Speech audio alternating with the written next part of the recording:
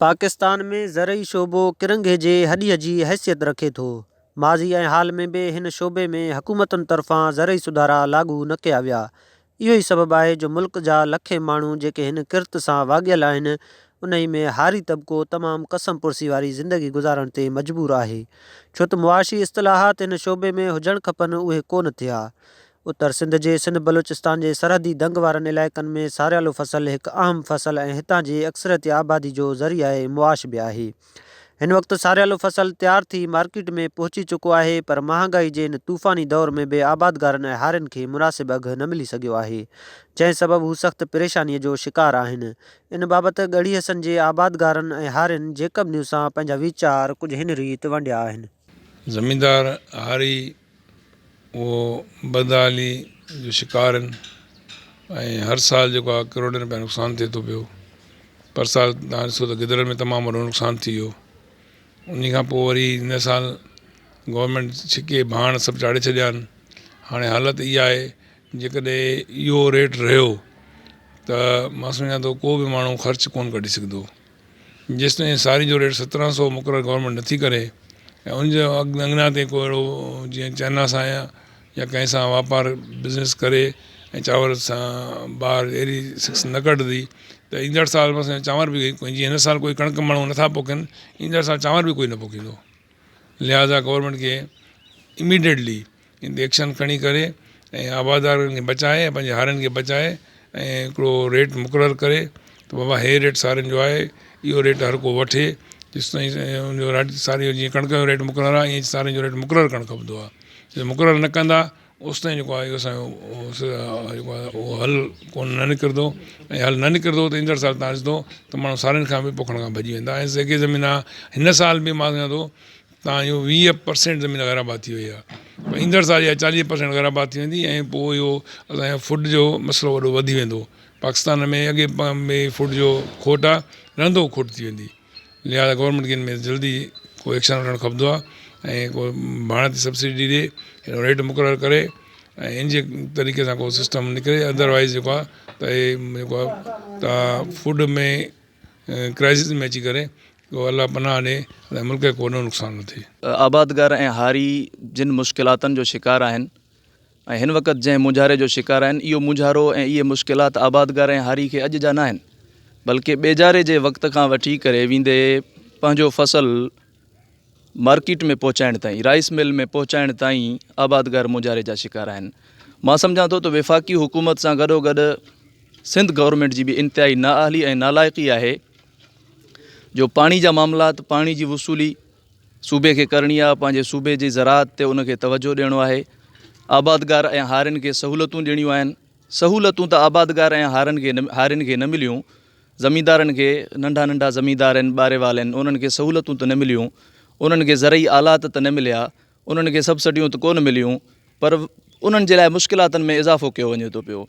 पाणी जे मामलात में पंहिंजो ॾाढो हारियुनि खे ऐं आबादगारनि खे परेशानी थी।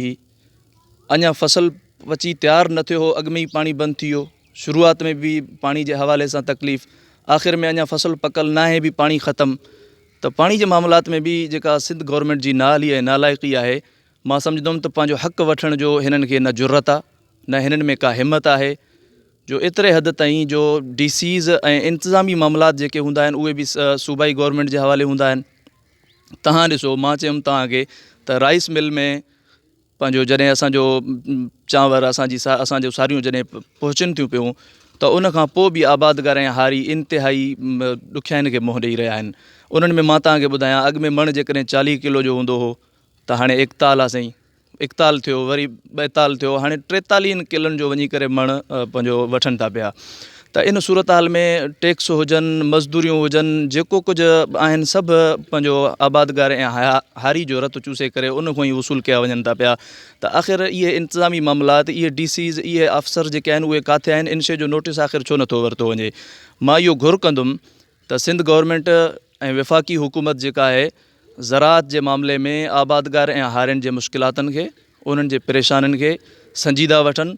ईअं न थिए, ख़ुदा न करे ईअं न थिए जो असांजो आबादगार ऐं असांजो हारी इन ज़राअत खां मायूस थी करे इन ज़राअत खे जेकॾहिं छॾे ॾिनऊं त असांजो मुल्क तबाही जे तरफ़ वेंदो। ईअं त तव्हां सभिनी खे ख़बर आहे त ठुल एशिया जी वॾी में वॾी मंडी आहे चांवरनि जी, ऐं हिते इहा हालति लॻी पई आहे त असांजो जेको अघु आहे ज़मींदार तबिके खे पोइते कयो वियो आहे हिन तब्दीली सरकार में।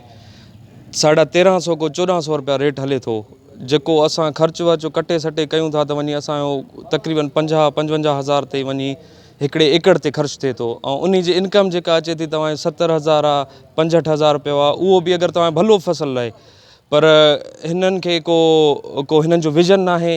हिन छड़ो हर शइ तव्हांजी वधे थी, पेट्रोल वधे थो, डीज़ल वधे थी, फर्टिलाइज़र वधनि था, सीड वधे थो, बाक़ी जॾहिं ॻाल्हि थिए थी चांवर जी, सारी जी, उन जो अघु उते ई बीठो आहे। इहो तमामु नाइंसाफ़ी आहे ज़मींदार तबिके सां।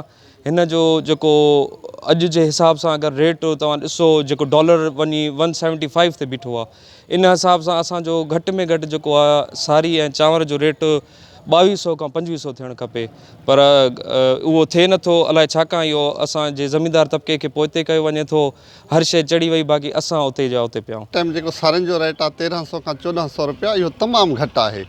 गुज़िरियल साल जेको सारियुनि जो रेट हुयो त उहो 1800 खां 1600 1800 हलियो, जंहिंमें कुझु न कुझु वरी बि रिलीफ आबादगार खे हारी खे मिलियो। हिन साल जेको प्राइवेट सेक्टर मां हारियुनि जेको आबादगारनि फ़ी ॿोरी जेका DAP 8000 ताईं बि ख़रीद कई, उन खां अलावा चाइना जा हाइब्रिड ॿिज जेके आहिनि 1500 ते फ़ी किलो बि उन्हनि ख़रीद कया। हाणे जेको 1500 रुपया ॿिज फ़ी किलो ख़रीद कयो, 1500 रुपया फ़ी मण नथो वञे।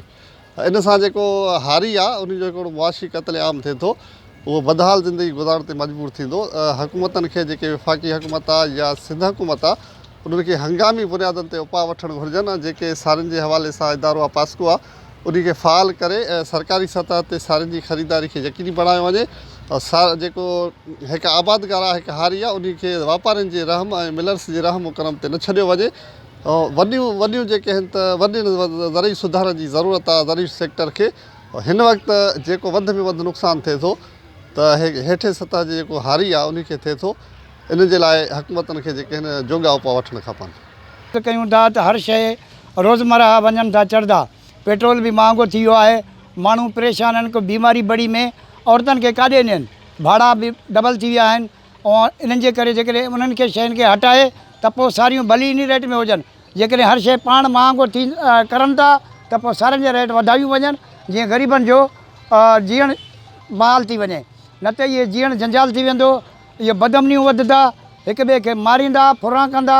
असां इहो रिक्वेस्ट कयूं था वज़ीर आज़म साहिब खे। असां हारी आहियूं। सारियुनि जो जेको रक़म आहे 1300 खां 1400 आहे, ऐं जेके सारियूं मिल में वञनि था उन खां 2 किले खां 3 किले ताईं कटौती करनि था। ऐं जेको कारो भाण आहे, कारो भाण 8000 खां 90,000 ताईं पुॻो आहे। असां हारियुनि सां ज़ुल्म आहे, नाइंसाफ़ी आहे। असां वफ़ाक़ हुकूमत खे मुतालबो कयूं था त महिरबानी करे कारे भाण खे 5-6 हज़ारनि ताईं पहुचायो वञे, जीअं असांजो सारियुनि जो अघु आहे 2500 खां 2600 ताईं पहुचायो वञे, त जीअं हारियुनि जो असांजो थक लही पए। साईं, वॾो वेदन आहे, वॾी नाजाइज़ी आहे। ख़ासि करे ग़रीब तबिको जेको असांजो आहे, आबादकार तबिको, उहो अॼुकल्ह शुरू खां वठी पीड़िजी रहियो आहे। लेकिन हाणे जेको आहे महांगाई जे तूफ़ान जे सबबु असांजो आबादकार तबिको पीड़िजी रहियो आहे। तमामु वॾा मसाइला आहिनि, असां सां वॾा मसाइला आहिनि। हुकूमत इन तरफ़ को बि ध्यानु नथो ॾिए।